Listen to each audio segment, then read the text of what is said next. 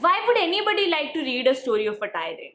An evil person whose only role till now has been to torment the people you love. The one who is responsible for the nasty Hunger Games. Why would you want to know him? Maybe because as human beings and as readers, we like to believe that there is some good in every evil. Maybe Snow wasn't so bad. After you see him wreaking havoc in Katniss's life, and after you see the Hunger Games, that is his legacy towards the world of Panem, you tend to wonder if there is something beyond this evilness. The Ballad of Songbirds and Snakes is the prequel of the Hunger Games trilogy, and it's the story of Snow, President Snow, Koryu Snow. I would not take the whole name because I always miss it.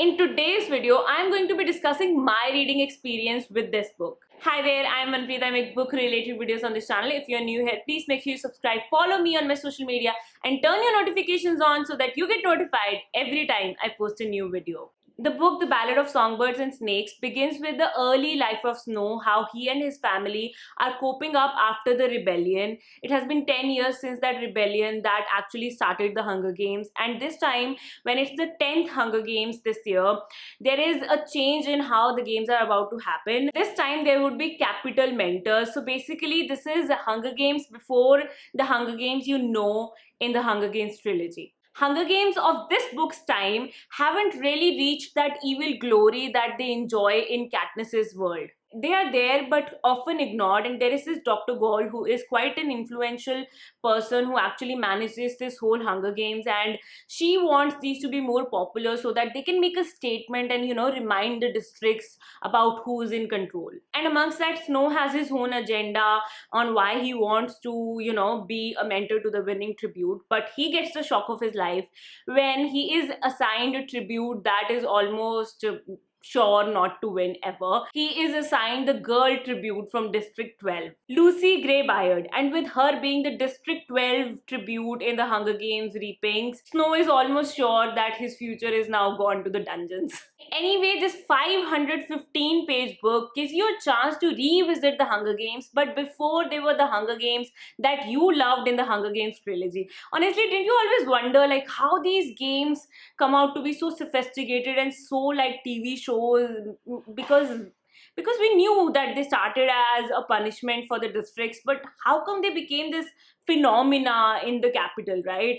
So all of those answers are right there in this book. Okay, that was an exaggeration. Not all the answers are right there in this book, but it gives you quite a good glimpse and quite a lot of cues on how the present day Hunger Games came to be. So you can just imagine after what you read in this book. Katniss's time was 74th, 75th Hunger Games. This is 10th Hunger Games. So quite a lot of time passed between that.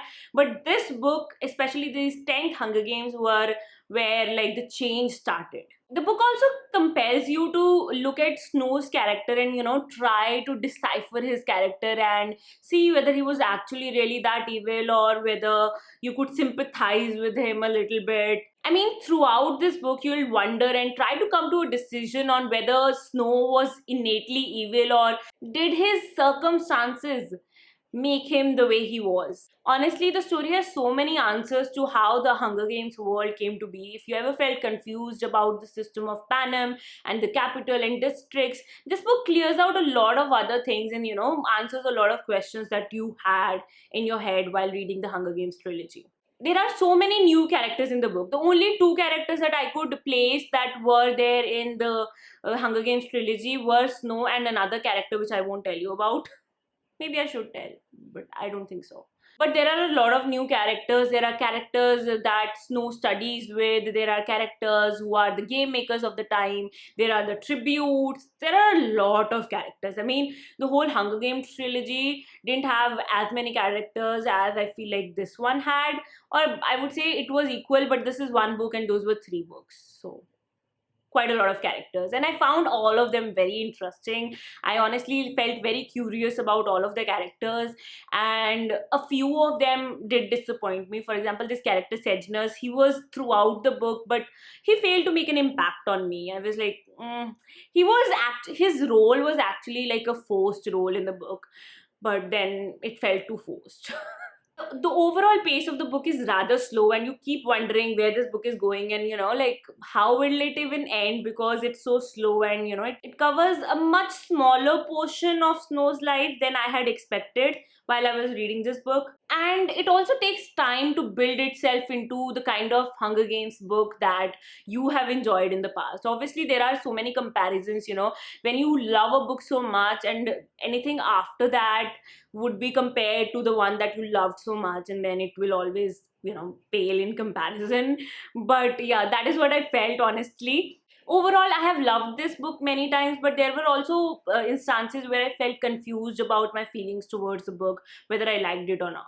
But as I flipped the last few pages, I feel like my overall experience with this book was quite satisfactory. I am not the kind of person who does a lot of comparisons, okay? I knew it won't be as good as my favorite book, so I read it like that. But if you have to ask me this question, is it as good as the Hunger Games trilogy? I don't think any book can be, so it was not either.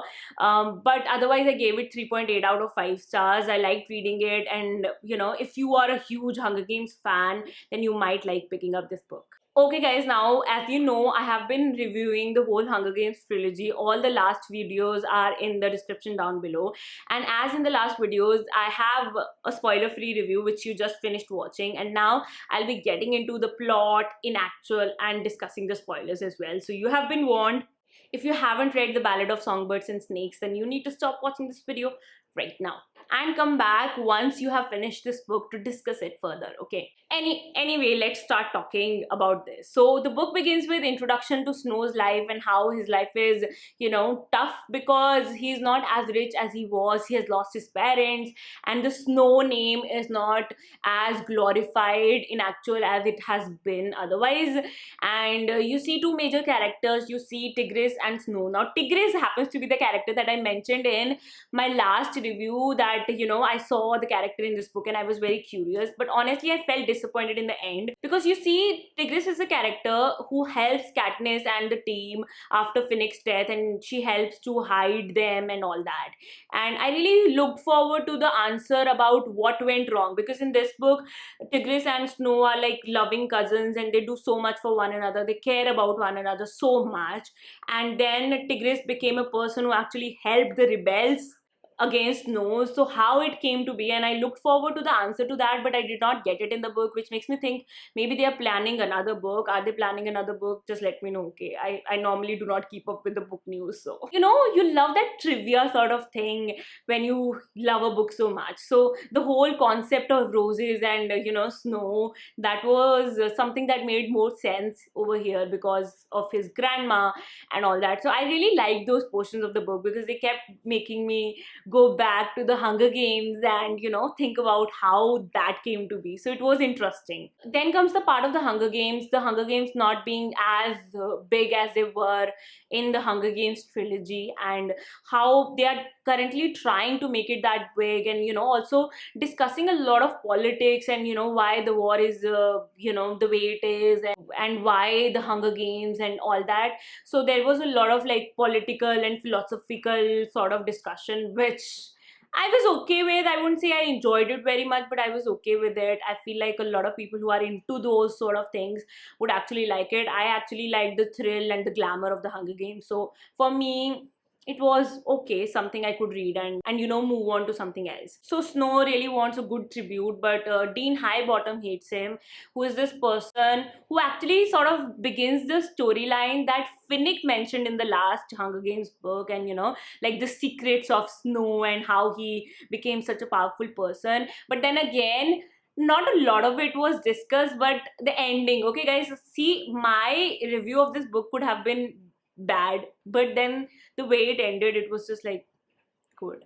Okay, it was quick, rushed, but just the last chapter gave me a really good high, so I was like, well done. So we see in the beginning of the book, all the tributes are selected and the whole treatment of the tribute. So honestly, it answered a question of mine, because when I was reading the Hunger Games, I was always thinking, why give them such special treatment if you're going to kill them in the end? What made them, like, why give them so much of fame and so much of popularity and all of that? Why give them when you are actually meant to punish them.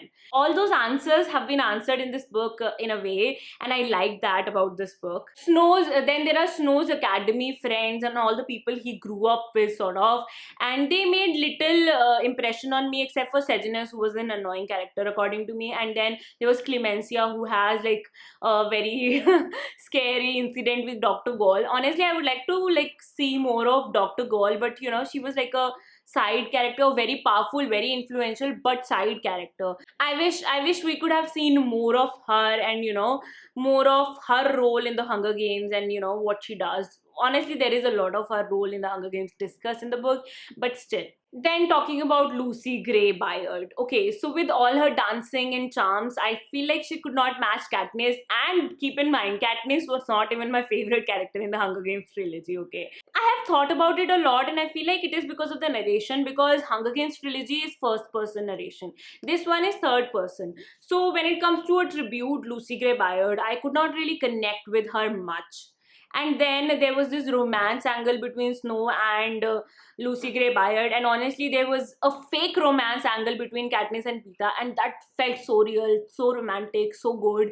But this one, which was real, which was supposedly real, didn't feel so real. So I was a bit disappointed about that, because all of those incidents and everything that looked so like fabricated according to me.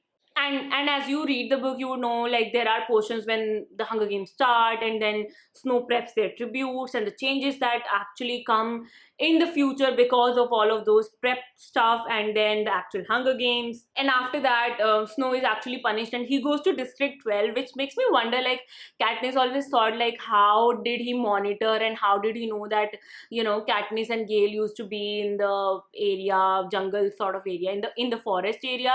And then it just got my imagination running, because he knows District 12 so well, because he has been there, he has lived there, he knows it so well. It was a really good trail to think about. Anyway, so the whole part of Snow being there, that was interesting. And then it ended, which was like a rather mixed ending according to me, because I feel like if the romance felt so real and then Snow did what he did in the end with Lucy, you would have felt bad, felt worse. But it was like, okay, yeah, I liked how he was back there, and you know, he became this evil person, which makes me sound very evil. But yeah, I like the ending, but not with the Lucy and Snow part, but you know, how he gets back, and you know, the whole of it, how he starts with like climbing up the ladder. Overall, I feel like I kept going between, oh my god, I like this book, and it's kind of slow. I kept going between these feelings, but honestly, in the end, I am happy that I read this book, because it really gave me a lot of perspective towards the Hunger Games itself, and it was overall a very good experience. Do let me know what you think about it. I know a lot of people are like, it's not as good as the Hunger Games. It was not supposed to be. It cannot be. When you like a book so much, anything that's prequel or any companion novel in the series, according to my experience, that is never as good as the first, second, third books, the whichever you loved the most. You tell me what you think about this book, if you liked it or if you didn't like it, why you didn't like it, what you didn't like. Just let me know in the comments down below. And yes, this will be signing off. I'll be back with another video very soon.